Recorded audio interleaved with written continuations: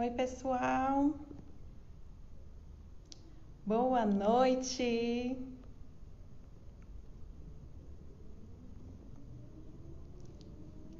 Boa noite. Oi, pessoal, bem-vindos a mais uma live do DP Humaniza Psi. E essa live para lá de especial, hein? Para lá de especial. Já vou chamar o nosso convidado dessa noite, o professor mestre Ricardo Sebastiani, né, uma das maiores referências, né, que nós temos no Brasil e no mundo, né? Então, para nós é uma honra do DP Humaniza Psi, para a gente fechar a nossa maratona de lives do hashtag Covid-19. Então, o pessoal já está entrando aí. Vamos fazer o seguinte, ó. Tem um aviãozinho aí embaixo. Vamos chamar aí, cada um chama mais 10, tá? Enquanto isso, eu vou chamando o professor para a gente começar a nossa live de hoje. Então, clica aí no aviãozinho, vamos mandar para 10 ao mesmo tempo. Já chamei aqui. Já chamei mais 10 pessoas. Para o professor Ricardo.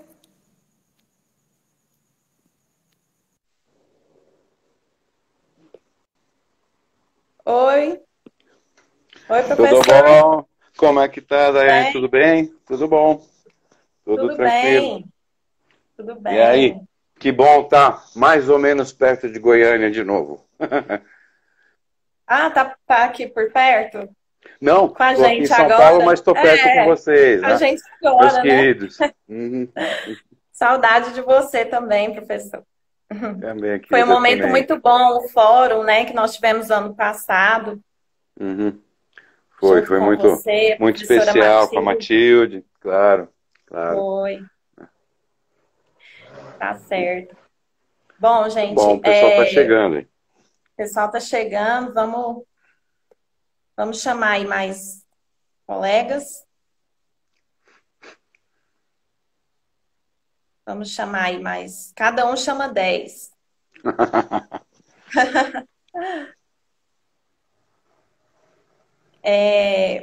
Então, professor, assim, a gente já vem fazendo essa série de lives, né, já desde o começo, nós estamos num cenário singular, né, mundial, Uhum, e nós, como DP Humaniza, o nosso foco é a humanização, né, do atendimento uhum, psicológico na tríade, né, paciente, família, equipe. A gente não poderia deixar de abordar, né, trazer uhum, sobre o assunto, né, do Covid.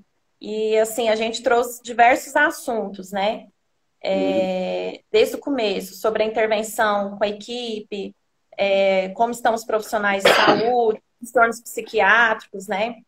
A gente trouxe uhum, também a contribuição da parte da psico-oncologia, né? E hoje a uhum. gente vai falar um pouquinho sobre a intervenção do psicólogo na UTI frente ao Uhum. Covid. Tá E bom? nós pensamos assim que você, né, seria a pessoa Uhum. mais, né, seria realmente a nossa maior referência. Então, para nós é uma Obrigado. honra te receber. Obrigado. Eu fico muito feliz aí de estar junto com vocês. É muito bacana, muito gostoso estar junto. E num momento difícil aí, né? Um momento extremamente desafiante, né? Que a gente está tendo no mundo. E nós da área de saúde, particularmente, né? Nós da psicologia, da saúde, da psicologia hospitalar, estamos na linha de frente, né? Viramos referência e essas décadas, né, que a gente tem de experiência acumulada tem feito uma diferença muito grande nesse momento de enfrentamento de uma pandemia com características tão diferentes, tão desconhecidas, né, por todo mundo. Uhum, é verdade. E assim, então assim, a gente pensou assim, da gente falar, a gente monta geralmente um roteirinho, né? Aham. Mas Eu tô com assim, a cola não aqui, ó. vamos ficar presos, mas não vamos ficar presos assim, não, tá? Tá bom, Você tá fica à bom. vontade, professor, para, Ah, né, deixar suas eu, colocações. Eu queria começar até pegando um pouquinho do que vocês me passaram como roteiro, mas eu queria começar passando uma coisa que eu acho que é importante, e eu peguei agorinha mesmo, números muito frescos, né? Daqui de São Paulo, que é onde eu estou, mas que reflete um pouco o que está acontecendo com a pandemia, e, né, eu vou falar uma coisa bacana, bacana para nós de São Paulo, infelizmente ainda não é para todo o Brasil, né? Mas São Paulo foi o epicentro. Né? Né? Nós partimos aí no dia 16 de maio, né, de um pico aqui no município de 996 mortes num dia, né, e hoje nós tivemos 4. Né? Então, a gente está vencendo essa briga aqui em São Paulo. Infelizmente, o vírus foi propagando gradativamente pelo Brasil. Então, as regiões elas têm entre 2, 3, até 4 semanas de diferença na propagação. Né? Vocês aí no Centro-Oeste estão mais ou menos 3 semanas atrás do que aconteceu aqui em São Paulo. Né? Então, a gente é mais ou menos um reflexo 3 semanas depois do que vai acontecer com vocês. Mas como o nosso tema é UTI, meu tema querido, né? Eu estava lembrando quando que foi que eu comecei a trabalhar em UTI, e aí eu me lembrei que em 1977, quando eu comecei a trabalhar em hospital, a primeira unidade que me chamaram para atuar, né? Para atender alguns pacientes que estavam lá muito graves, foi a UTI. Né? Então, a minha trajetória ela começa com a minha atuação em UTI, né? E de lá para cá, a UTI sempre foi uma, um setor querido meu no hospital. Né? Agora, né, como vocês sabem, eu sou velho, grupo de risco, então me colocaram para ficar na retaguarda. Né? Sinto muita falta de estar lá na linha de frente, mas tenho acompanhado os colegas, tenho ajudado na medida do possível com o que eu sei. Né?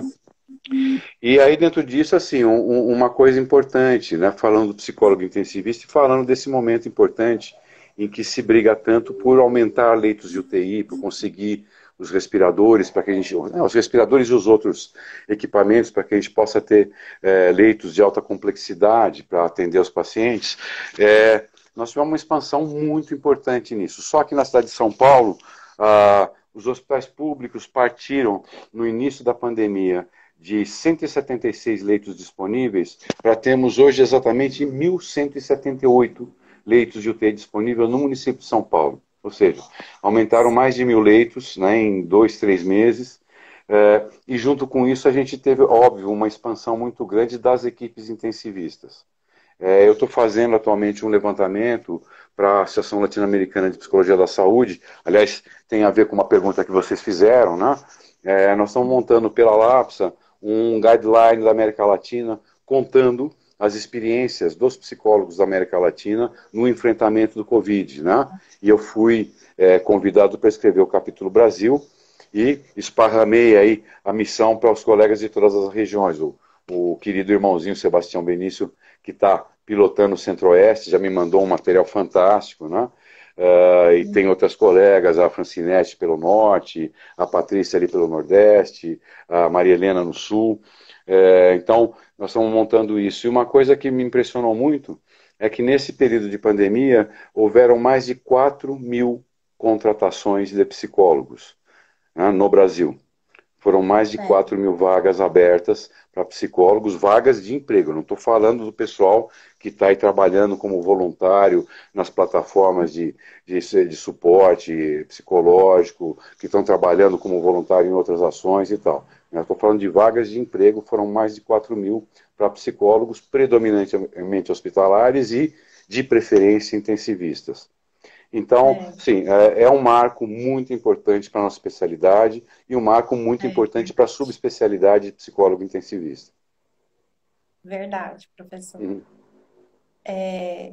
E assim, é um momento realmente assim em que hoje também eu estive pensando, né, sobre o tema e me veio à mente assim o quanto que é um momento ímpar para essa desconstrução do modelo biomédico, né, que ainda é predominante, né? Uhum. Sem dúvida, né? Nosso trabalho tem sido muito mais considerado, né? Realmente tem sido muito mais levado, né, em consideração, né, respeitado. Uhum. E eles estão percebendo, né, o quanto que realmente não é por aí, né? O modelo cartesiano está sendo desmontado, né? A Tá, importância tá, de... e é verdade, Daiane. A gente está tendo um momento sem precedente, né? Eu acho que uma pandemia dessas proporções, mesmo se a gente for pensar na gripe espanhola, né, no início do século passado, ela aconteceu em circunstâncias diferentes, num mundo diferente, né?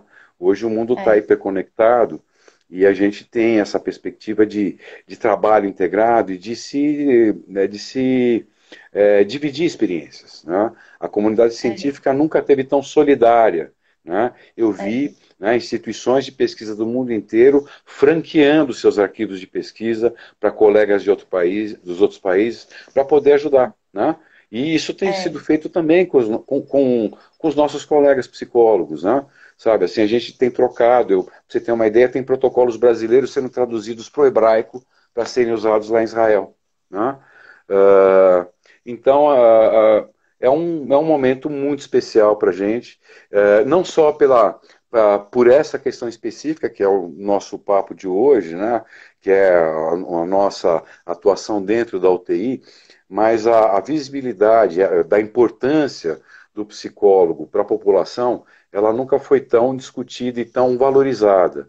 Né? é, Eu acho que vocês devem ter acompanhado, há 2 semanas atrás, houve um alerta da Organização das Nações Unidas, da ONU, para todos os países, pedindo para que se desse prioridade para a atenção à saúde mental das populações durante e pós-pandemia, né? Como um dos pontos mais importantes, mais cruciais a serem priorizados pelos governos dos países, né? Então, quer dizer, uh, vivi para ver a nossa profissão ser a bola da vez, né? é, é verdade.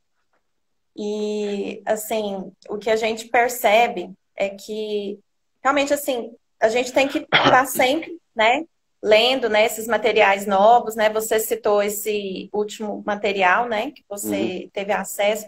Então, assim, porque as publicações são cada vez mais rápidas, né? Cada dia tem uma novidade, né? uhum, Assim, uhum. dentre essas pesquisas, né, o que que você percebe que para o psicólogo intensivista, nesse momento, aquilo que mais chamou atenção, assim, para nossa, que Olha, possa nos auxiliar na intervenção.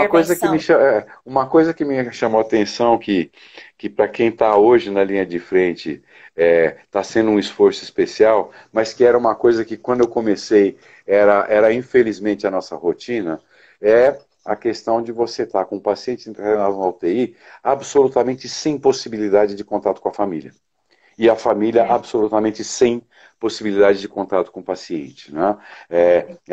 Esse rompimento, quando eu comecei a trabalhar em UTI em 77, era assim. Né? Não se podia entrar na UTI, a não ser que se fosse da equipe. Os boletins médicos eles eram dados uma vez por dia por alguém da equipe de UTI, normalmente ou um enfermeiro ou um médico, e eles se limitavam a uma leitura fria, né? Assim, o paciente está estável, né?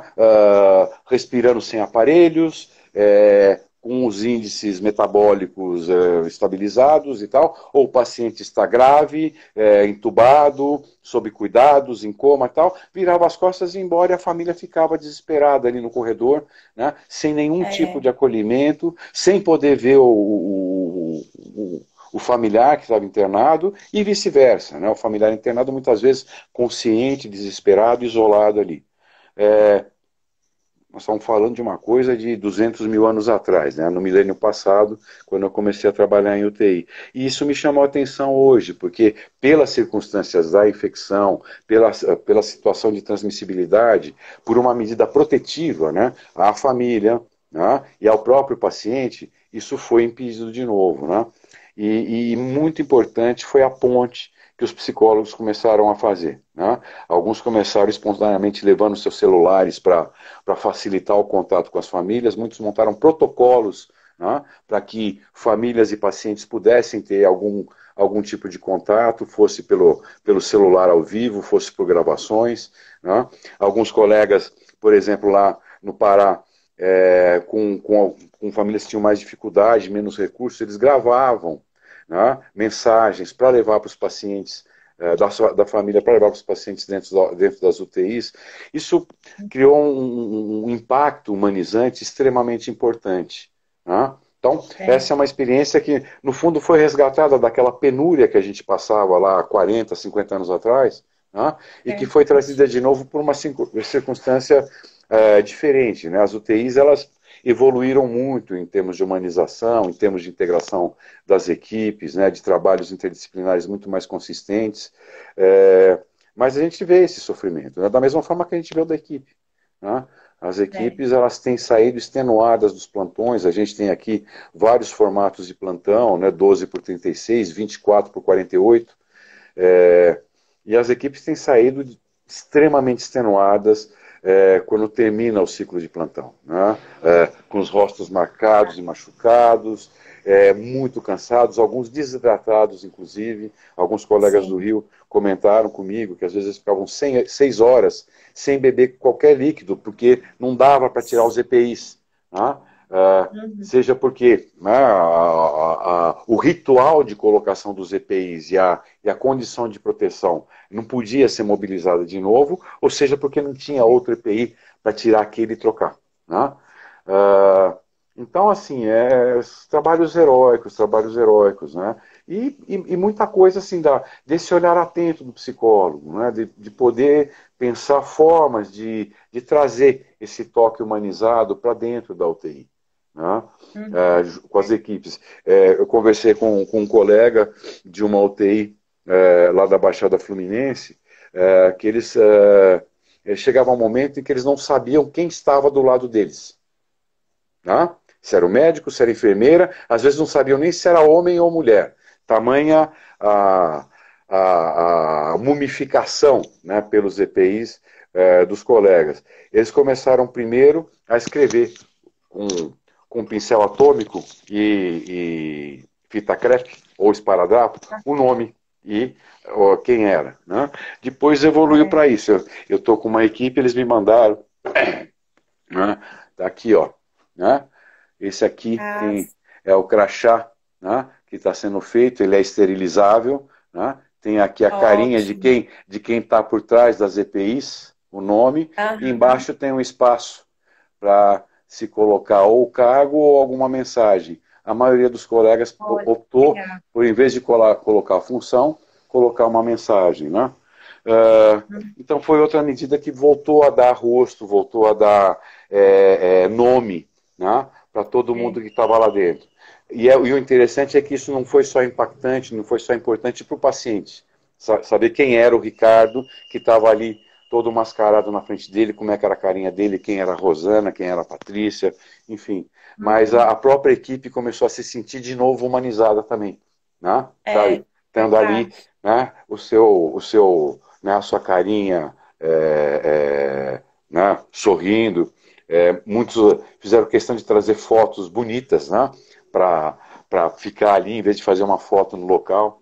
Então, veja, eu acho que a gente tem um momento onde todo esse impacto, toda essa angústia, toda essa correria que foi, né, montar um enorme aparato para enfrentar essa pandemia, ela está representando um movimento de muita união dos profissionais de saúde. Sabe? E eu concordo com o que você está falando, Daiane, que assim, isso é uma quebra de paradigma biomédico, né, naquilo que diz respeito à hierarquização, né, das relações em equipe, naquilo que diz respeito à horizontalidade, né, do trabalho, onde ninguém é chefe de ninguém, ninguém é dono do paciente, né, mas cada um no seu momento entra, ajuda, depois recua para dar espaço para o outro, né, quando está atrás está dando suporte para aquele que está na linha de frente. Essa solidariedade, ela está acontecendo dentro dos convidados, mesmo com muitos colegas, psicólogos, enfermeiros, médicos, nutricionistas, fisioterapeutas, o pessoal da nutrição, o pessoal da ambulância, enfim, mesmo com muito sacrifício. Né? Assim, eu conheço muitos colegas que estavam pagando EPIs do próprio bolso, né? Para não abandonar os plantões, para não abandonar o trabalho. Né? Tenho vários colegas, não sei se ela está por aí, que ela Mas se tiver, eu não vi aqui, eu não consigo ver, mas se a Francinete estiver aí, Franci, um beijo para você. Né? A Franci é nossa colega psicóloga, chefe do Serviço Interdisciplinar de Psicologia da Santa Casa de Belém. Né? Franci pegou o Covid, ficou 20 dias de molho, Franci é hipertensa, né? E está de volta essa semana. Que bom. Não desistiu. Né? O que é uma característica da gente. Né? Eu brinco muito que para ser psicólogo hospitalar não precisa ser teimoso, mas se for, ajuda bastante. Eu percebo assim, você falando, né, do crachá, né, mostrando para nós, eu fico pensando assim, eu trabalho em UTI, né, desde então, quando eu voltei para a saúde, e assim, o trabalho do psicólogo hospitalar em geral já exige muito criatividade, né, flexibilidade. Eu vejo que do psicólogo intensivista mais ainda. Mais ainda, E até mais porque... do que nunca esse momento está exigindo isso de nós, né? E a gente está com criatividade, versatilidade. A gente está enfrentando, no caso específico da Covid, a gente está enfrentando uma situação predominantemente complicada, que a gente sempre conversou, né, Daiane, que é o fato de tirarem da gente a perspectiva verbal. Né? O paciente entubado, o paciente tracostomizado, quer dizer, quando a gente pensa em outras modalidades de atendimento psicológico, né, o verbal, ele né, a conversa e tal, ela é o nosso carro-chefe de trabalho. E na UTI, e agora com Covid também, a esmagadora maioria dos pacientes de Covid que vão para a UTI vão para ser entubados, né? Então, se tira, né, a palavra, se tira a nossa principal ferramenta de trabalho, né? E é fantástica a forma como, né, todos têm tentado buscar, né, outros recursos de comunicação, né, com gráficos, com quadros, com fotografias, com música, né, com o trabalho de estimulação tátil.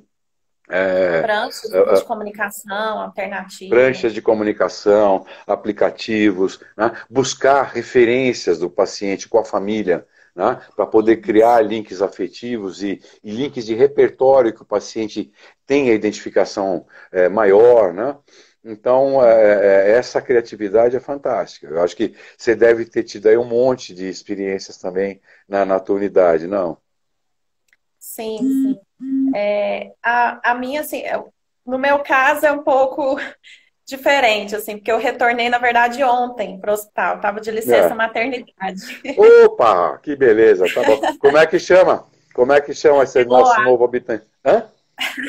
Como é que chama? Eloá. Ah, que legal, que legal. Parabéns. Parabéns para Eloá, bem-vinda. Parabéns para você aí, papai, também.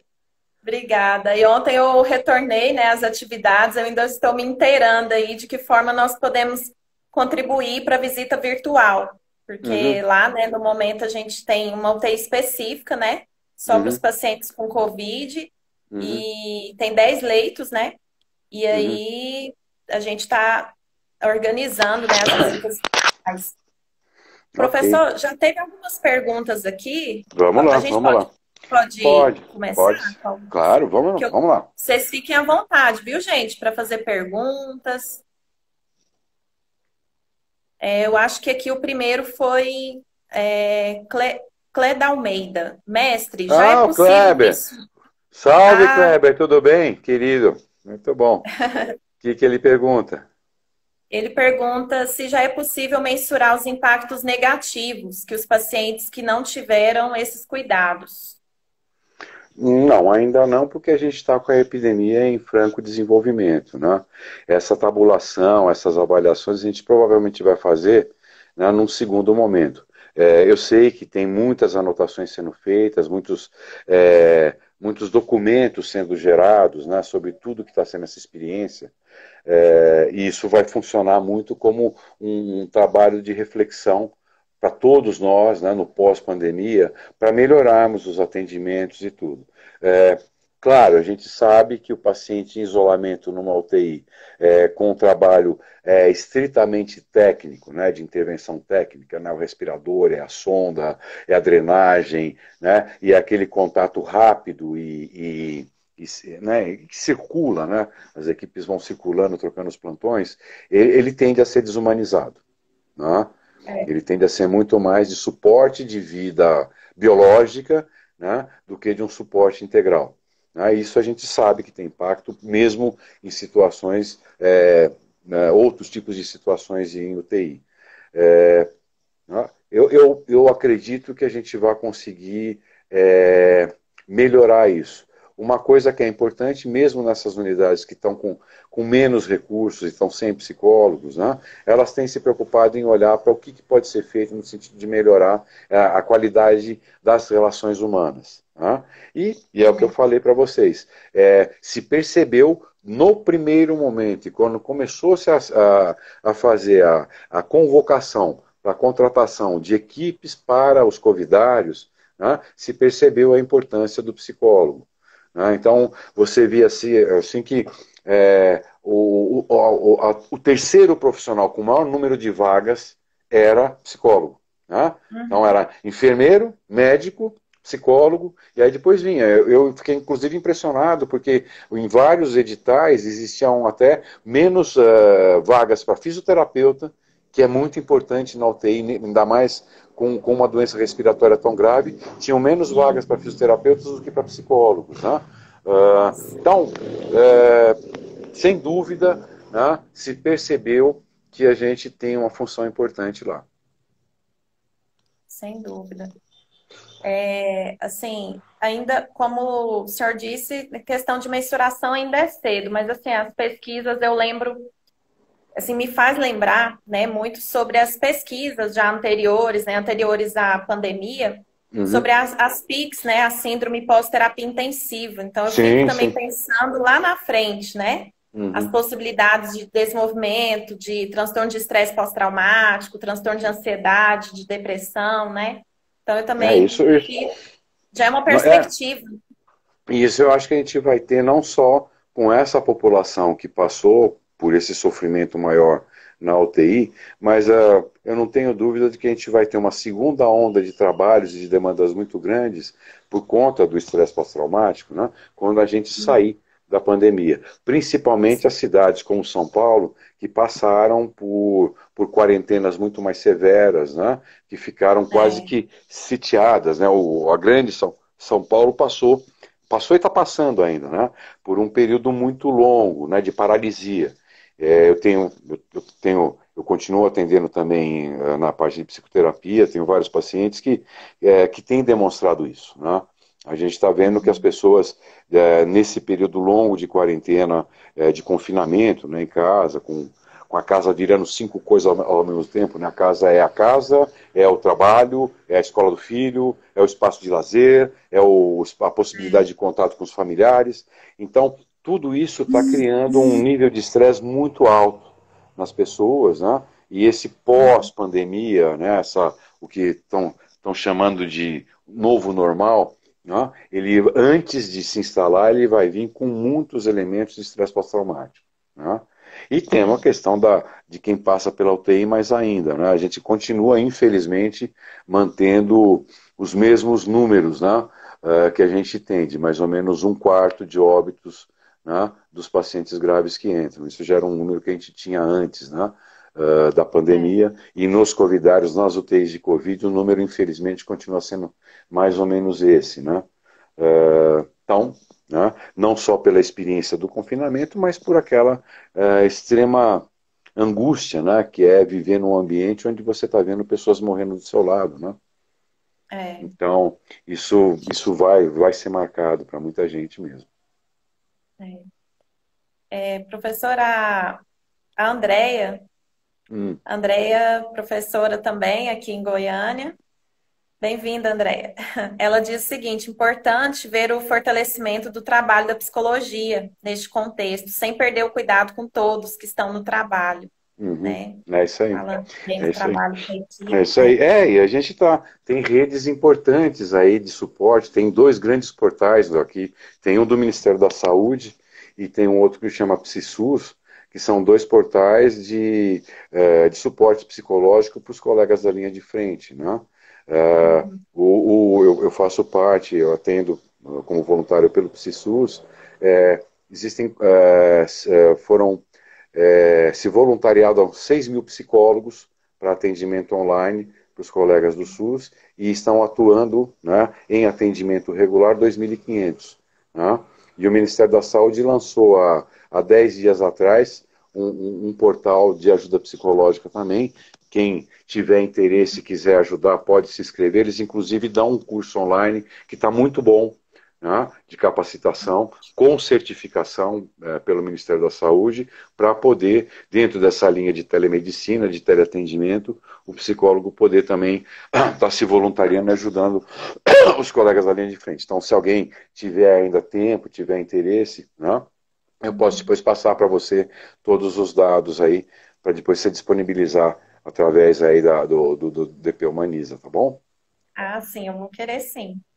A Thaís, ela também psicóloga, ela voltou de uma experiência no Macapá e ela disse que Opa! viveu bem isso, jornada de 12 horas todo dia, vivenciando muitos óbitos, teve dia de acompanhar 8 notícias de óbito, familiares muito fragilizados, Uhum.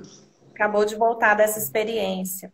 Ok, tive em Macapá o ano passado, sem dúvida, sem dúvida. E lá a gente tem ainda a precariedade dos deslocamentos, né? Na região norte de uma forma geral, né? Porque você tem polos regionais onde estão montados os covidários, onde tem os hospitais de referência, né?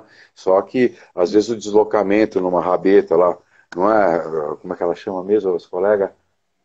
Thaís, A Thaís, não é, Thaís? Quem vem de Rabeta lá do Igarapé de longe, às vezes fica, né, 10, 12 horas no Rio até conseguir chegar numa unidade de atendimento. E para pacientes é, graves, esse tempo, às vezes, inviabiliza, mesmo que ele chegue vivo, inviabiliza o socorro e se conseguir salvar a vida do paciente. Né? é verdade. Professor, tem mais uma pergunta aqui. Diante do cenário da UTI humanizada, visando essa humanização como objetivo central para se tratar o paciente a partir da nossa atual situação mundial, qual impacto nessa visão vai ser afetada?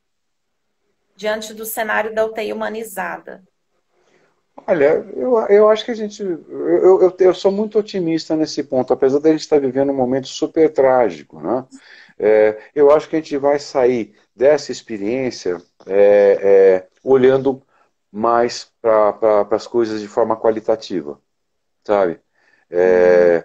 Tudo que eu tenho visto, que eu tenho lido, que eu tenho né, assistido, né, em termos de telejornalismo, documentários, internet, conversa com colegas, pesquisas e tal, tem uma coisa, um movimento forte apontando para uma leitura diferente de mundo, né? Sabe, onde menos é mais, onde a dimensão humana tem que ser valorizada. Nós estamos vendo agora, neste exato momento, um enorme movimento nos Estados Unidos que está se propagando para o resto do mundo, né? Sabe, sobre direitos individuais, né? Em última instância, sobre direitos humanos.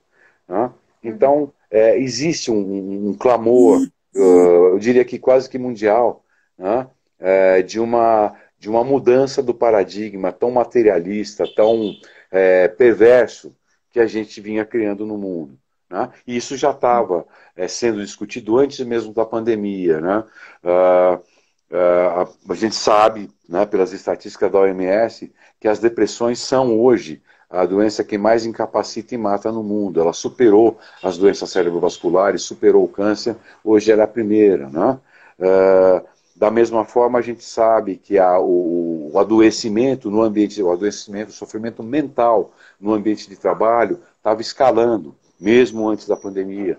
Né? Foi inclusive tema no Fórum Econômico Mundial de Davos, se falar em saúde mental no trabalho. Então, imagina, o Fórum Econômico Mundial, que é onde juntam as grandes potências, né, para se discutir o fluxo dos dinheiros pelo mundo. Né? Eu não consigo imaginar uma instituição mais desumanizada do que essa, né, ter como um dos eixos temáticos saúde mental no trabalho. Então, eu acho que a gente vai sair com um olhar mais preocupado com essa questão humana. Né? Tá havendo um movimento de basta, né, para os abusos, de basta para a iniquidade, né? Mas não vai ser uma saída fácil. Né? Nós vamos ter ainda uma segunda, eu tenho comentado que a gente vai passar por 3 ondas. A gente está saindo, estamos, vamos dizer, no último terço da primeira onda, que é a pandemia entrando e fazendo o estrago que ela faz, em todos os níveis.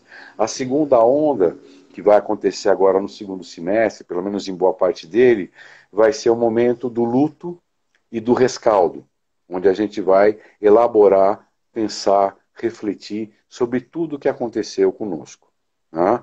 E isso vai exigir reflexão, isso vai ter uma parte de luto, como você falou, de estresse pós-traumático, né? de reorganização das relações e tal.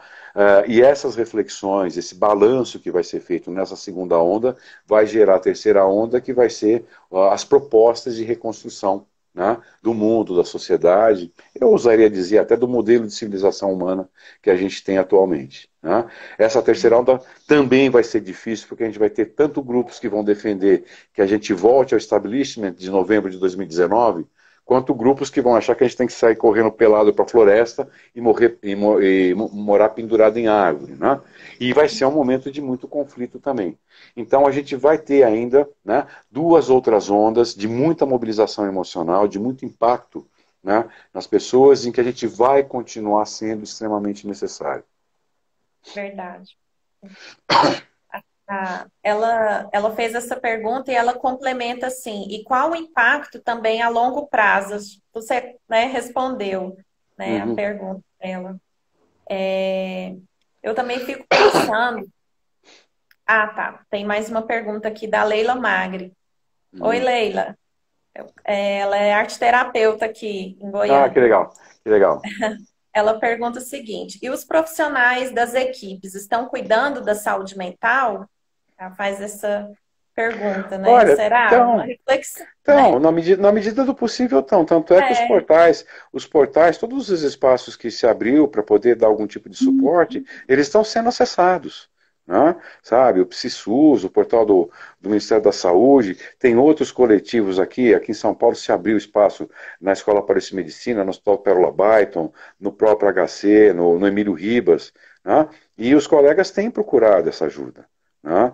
Eles têm percebido a necessidade de ter esse espaço, né? De acolhimento, de reflexão, de desabafo, de reorganização interna, né? Porque é como a colega lá de Macapá falou, né? Sabe, infelizmente comum, né? Principalmente em centros como São Paulo, que o volume de população é muito alto, né? Um plantão terminar com 8, 9, 12 mortes, né? E as pessoas tendo vivido isso tudo, né? Essas perdas, a luta não ter conseguido chegar onde queria, né? Que era poder manter aquela pessoa viva. Então eles estão sim procurando ajuda, eu acho isso muito bacana. E a média continua a mesma, né? Sim, quem mais procura é o pessoal de enfermagem e quem menos procura são os médicos, né? Os outros colegas também da nutrição, da fisioterapia e tal, também procuram. A enfermagem é mais sensível, a enfermagem busca mais a nossa ajuda, né? E a equipe médica busca um pouco menos.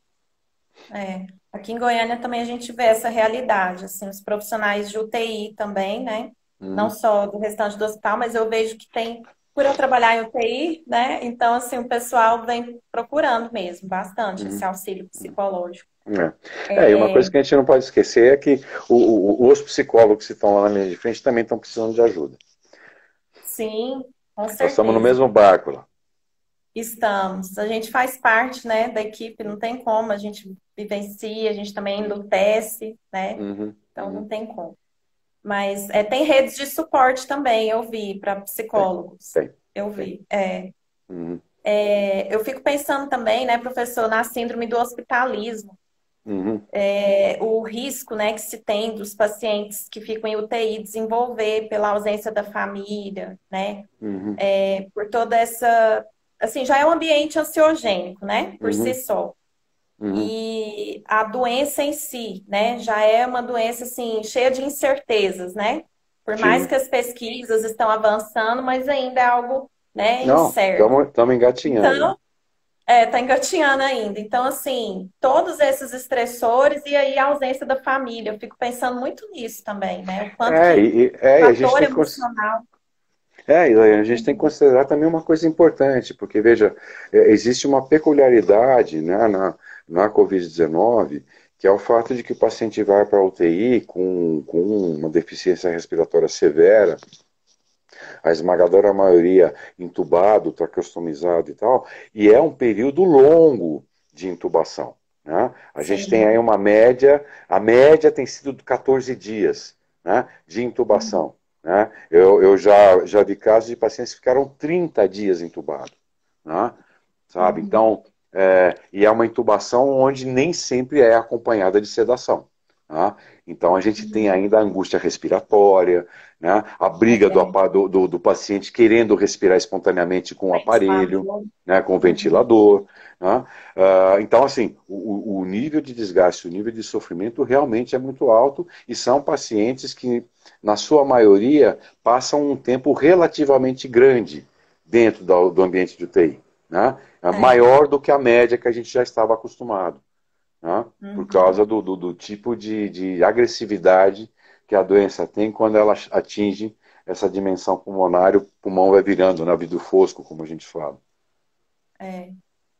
E assim, aí uma coisa leva a outra, né? Porque assim, tem essas complicações e aí pode, assim, talvez o paciente piore por outras complicações, né, adquiridas Uhum. ali, de repente aí ele está suscetível a outras infecções, né? Tá, Aí tá. adquire outras infecções e aí vai ficando mais tempo na UTI. Uhum. Aí Sim. quando vê, já se torna um paciente crítico crônico, o É que um paciente piora o crítico. prognóstico, né? Então, E aquela relação que a gente conhece muito bem, né, Daiane, que assim, quanto mais o paciente vai piorando e vai imunodeprimindo, né, mais uhum, ele vai deprimindo psicologicamente. Tem uma relação sim, íntima, né? E é. vice-versa. Né? Às vezes o paciente está até com uma condição biológica relativamente resistente. Né? Mas esse sofrimento, todas essas coisas que a gente está falando, que são, né, os estímulos negativos, aversivos, permanentes, contínuos, né,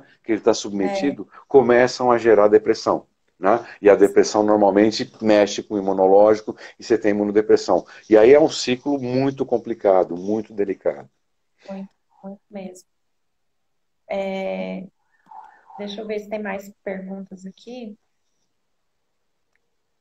As pesquisas também, outro dia eu estava lendo artigo americano, né, falando sobre o delírio, porque assim, é o nosso maior grupo de risco, né, os Uhum, idosos, né, então assim, a uhum, gente vê, infelizmente, né, muitos idosos entubados, né, uhum, na UTI, uhum, e aí, depois que faz a extubação, né, uhum. retorna o nível de consciência, né? Depois faz a extubação.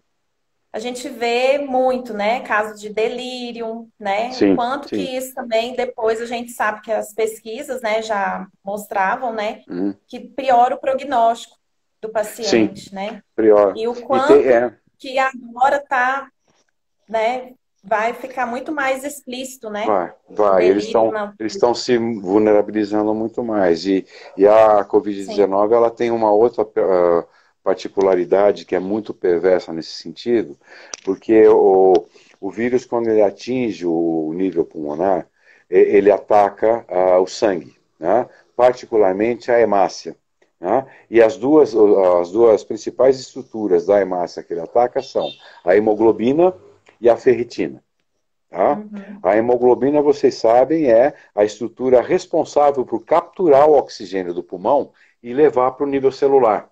E ele destrói a Uhum. hemoglobina. Quer dizer, então você não... E a ferritina, ela é degradada e vai grudando no pulmão e formando uma espécie de barreira impermeabilizadora, diminuindo a oxigenação. Então ele ataca Uhum. esse nível de alimentação neural por dois caminhos. Uhum. Um, comprometendo a oxigenação, porque o pulmão está comprometido, né? Você tem Uhum. alvéolos que não estão mais sendo eficientes, e outro, porque a quebra da hemoglobina, que é aquele carrinho que vai levar oxigênio lá para o cérebro, lá para o rim, lá para o coração e tal, ele está diminuindo, né? Porque ela destrói as hemácias, né?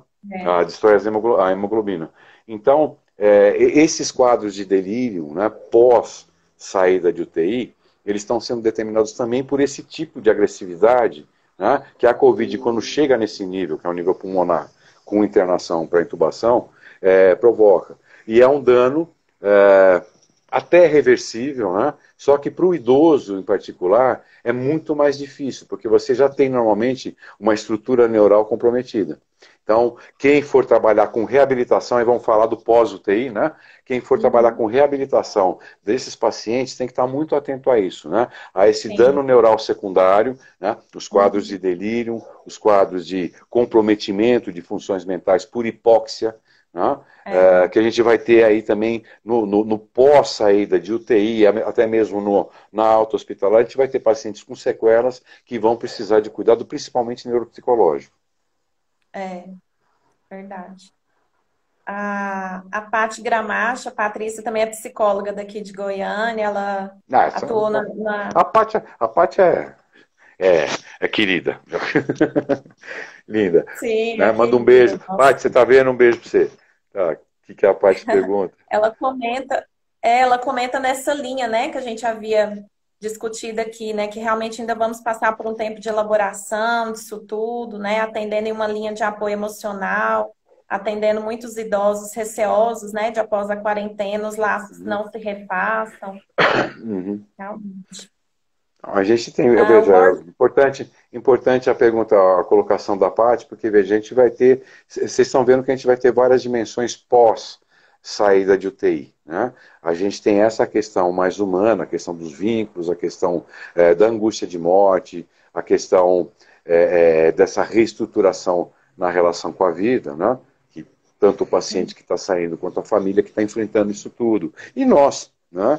De uma forma geral, vamos enfrentar também cada um numa modalidade diferente de sofrimento, de apreensão, mas a gente também tem uma linha importante de trabalho que é na reabilitação desses pacientes. sim, Eles vão sair sequelados e essas sequelas vão ter que ser tratadas para que a gente possa ajudar essa pessoa a chegar ao máximo possível de recuperação, né? Do que a gente chamava antigamente, quando eu era aluno, a gente ainda usava algumas palavras em latim, né? Uma delas era restitutio ad integrum, né?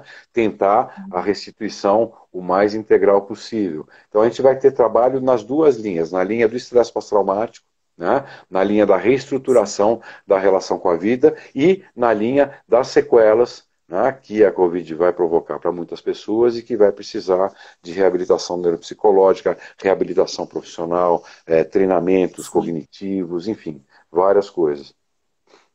verdade. O Bruno Borginho comenta: gostaria que o professor pudesse falar um pouco dos aspectos éticos envolvidos entre a busca de apoio pela equipe dos Uhum, profissionais psicólogos que estão envolvidos nos mesmos cuidados e tensões. uhum. Pois é, Bruno, é importante isso, porque a gente tem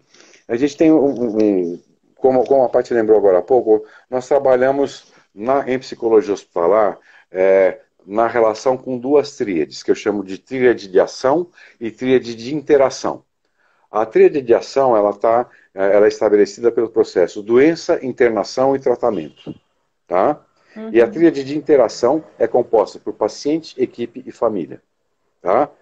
A gente trabalha, né, nesse interstício entre essas duas tríades, a de ação e a de interação. Né? Então, hora a gente trabalha com os impactos que a doença provoca, outra hora nos impactos que a internação provoca e outras horas em que o tratamento provoca. O mais clássico é, por exemplo, o paciente em quimioterapia ou em hemodiálise, né, que em muitos momentos ele começa a questionar se a relação custo-benefício dele se submeter àquele tratamento, que gera sofrimento, que gera sequela, que gera perdas e tal, se é viável. Né? Então a gente tem essa primeira tríade que é a de ação. A outra que é de interação, o psicólogo ele pode estar em algum momento atendendo a equipe, em algum momento atendendo a família, em algum momento atendendo o paciente. Tá? Uhum. Quer dizer, todos eles são objetos da nossa atenção. Desculpe o termo objeto, mas eu estou falando só de uma forma mais didática. Tá? Certo. Então, o que acontece? A nossa atenção está sendo sempre voltada para esses profissionais, para essas pessoas, né? Para o familiar, Uhum. para a equipe e tal. Só que a gente faz parte do problema. É, Né? Muitas vezes a gente está lá tão fortemente envolvido, tão fortemente impactado, né? Que muitas vezes a gente, né, é aquele membro da equipe que precisa do suporte psi, o próprio é, psicólogo. E nós somos humanos, né? Né? Então, é importante a gente poder identificar isso e poder buscar ajuda com outro colega que possa nos dar suporte. Isso aconteceu comigo inúmeras vezes. Eu trabalhei com equipes hospitalares grandes, né? E às vezes colega de uma determinada unidade que estava lá, né? Mexido por uma morte, mexido por uma situação mais crítica e tal, ele chamava, né, alguém da outra equipe para ir ajudar. Eu me lembro de um caso, eu trabalhava no hospital aqui em São Paulo, que era um hospital que começou com os transplantes de medula óssea pelo SUS, né, foi um dos pioneiros, e teve um paciente muito especial, que assim, houve um investimento muito grande, né, que era um menino bacana, era um menino super vivaz e tal. Ele foi para o transplante de medula, reagiu bem, né, teve aí um primeiro momento de evolução muito bom, e ele continuava, ele passava na enfermaria para incentivar os outros pacientes, ele ia dar o depoimento dele de como estava sendo, né, ter se submetido ao transplante de medula, da perspectiva de deixar a quimioterapia e tal. E algumas semanas depois ele teve uma recidiva, né, e morreu. Né, e todo mundo da equipe desabou, inclusive o psicólogo. Né?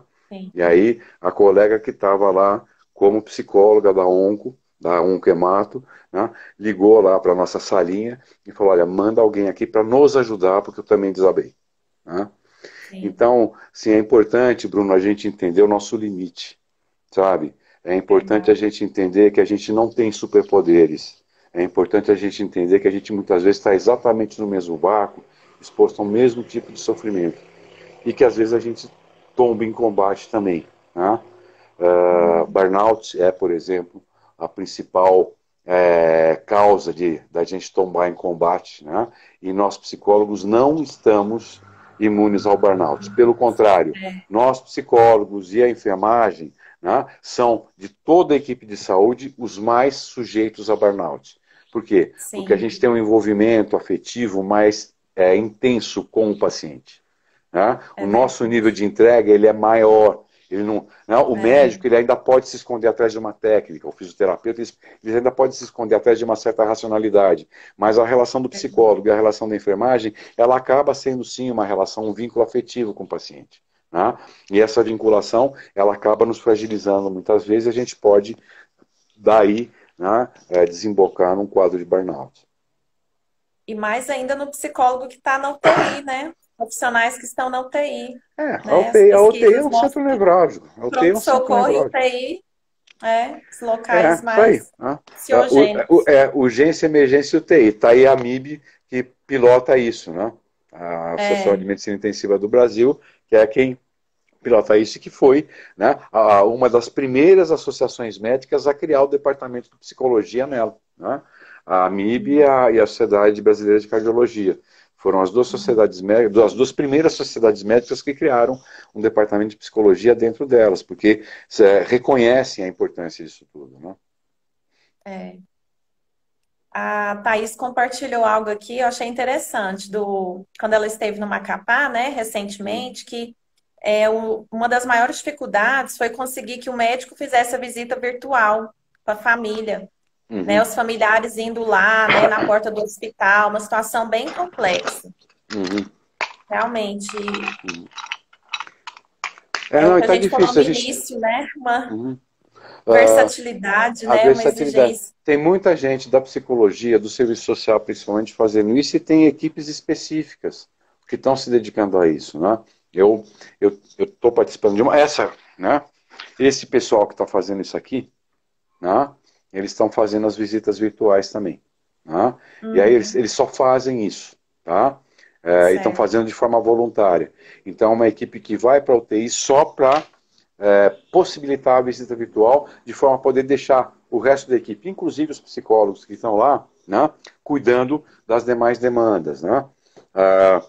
Estamos num movimento nacional para conseguir mais recursos, porque o trabalho é voluntário. Né? Então, estamos no movimento nacional para conseguir mais recursos, mas as equipes já estão em 8 hospitais. Né? E a gente tem ainda 12 na fila pedindo essas equipes para poder fazer isso. Né? Então, é uma iniciativa de uma ONG chamada Imagem Mágica. Ah, certo. Muito bom. E a última pergunta, que agora que eu fui ver, a hora passa rápido demais. Daqui a pouco Já tá corta. perto. Gente, se cortar, tchau, hein? Um beijo. Tchau, vamos lá. É porque, assim, muitas pessoas perguntaram sobre os cuidados paliativos na UTI dentro do contexto do Covid, Uhum. para a gente Tem, encerrar as perguntas. a gente tem unidades, eu não sei como é que está o Brasil inteiro, mas vários estados já têm unidades de cuidados paliativos para Covid. Aqui em São Paulo a gente tem Ó, duas, né? Tem duas unidades específicas que, inclusive, tem por objetivo evitar que esse paciente fique muito tempo na UTI. Ele vai para uma outra unidade para poder liberar aquele leito de UTI para um paciente com mais chance de vida, né? Uh, uhum. então, já tem, né? Óbvio que isso não está em todas as unidades da federação, mas a gente está fazendo isso separado. Aqui a gente tem a enfermaria de Covid, a UTI de Covid e a unidade de cuidado paliativo de Covid, né, acontecendo aqui no HC, no Hospital Municipal, em Campinas também tem aqui no interior de São Paulo, em Ribeirão Preto tem no interior de São Paulo também. Então, eu sei que no Rio de Janeiro, em 2 locais, tem também unidades de cuidados paliativos. A gente está tentando fazer isso de forma a separar uma questão da outra, até porque a dimensão de atenção é diferente. Tá? Então, Certo. é importante a gente poder fazer isso. Agora, quando não tem, você acaba entrando também nesse dilema, né? E essa é uma É. angústia dos médicos, né? Que é a famosa loteria da morte, né? Uhum. Quem que eu deixo na UTI, quem que eu deixo esperar o respirador que não vai vir, ou né, não disponibilizo o respirador porque não tenho o que fazer. É. Bom, acho que para a gente finalizar, né? Porque eu tô com medo de cair aqui a conexão, Estamos faltam quase. 5 minutos. Uhum, A gente sempre deixa um espaço no final, assim, para o nosso convidado deixar uma mensagem final, né, para os profissionais, né, para, no caso, assim, nós, né, enquanto psicólogos intensivistas, que estamos na linha de frente, né, com os pacientes, com as famílias, né, que estão diagnosticados com Covid. Então, uhum. assim, professor, qual a sua mensagem Ah, final, né? ah, gente, continua firme. Continue fazendo o que você sabe. Né? Não, né? O fato de ser uma pandemia não muda em nada tudo que a gente pode e sabe fazer por um paciente em terapia intensiva. Isso só intensificou porque o volume de gente numa unidade de terapia intensiva aumentou pela Covid. Né? Agora, nada mudou, a briga continua, temos muita coisa para fazer, temos muita coisa para aprender, né? E vocês agora estão, né, o bastão na mão. Né? O velho aqui já está começando a pendurar chuteira, vocês são as gerações que vão continuar o trabalho que a gente começou lá atrás. Eu tenho muita confiança em vocês e eu tenho certeza que a gente vai conseguir galgar mais espaço, achar mais reconhecimento ainda, e esse momento é fundamental para a gente poder alicerçar esse reconhecimento que a psicologia está tendo, particularmente a psicologia em terapia intensiva. Beleza? Certo, professor. Tá certo. E- Assim, para nós foi, nossa, magnífico, assim, a gente tem muitos comentários aqui, né? O tanto que foi excelente a live, né? O quanto que trouxe mesmo contribuições para nós, né? Enquanto psicólogos que estamos na linha de frente, né? Trabalhando Uhum, em UTI, né? E UTI uhum. também é minha paixão, né? Então, Eu tamo junto. Tô Tamo passando meu junto. bastão para você agora, querida. Você é que vai agora publicar as próximas coisas aí, tá bom? Tá, Tá sinta-se certo. provocada. É, é Tá verdade. bom? Ok, E gente, assim, muito então, obrigado pela oportunidade, muito viu? Fiquei muito obrigada. feliz de falar com vocês aí. E, né, você sabe que um pedacinho do meu coração é goiano, né? Com pequi. Ai, Tá bom. que bom, tá Beijo certo. grande, gente. Depois tudo passar, a gente recebe você aqui de novo na nossa casa. Opa, vamos lá, comer um peixe na telha. Tá certo. Tá Muito bom? obrigada, Tchau, professor. gente, muito obrigado, viu? Um beijo grande para todo mundo aí. Tchau, tchau. Tchau, gente. Boa noite. Vai ficar gravado no nosso canal do YouTube, tá? Depois você fica de olho lá, fica de olho no nosso Instagram. Até mais.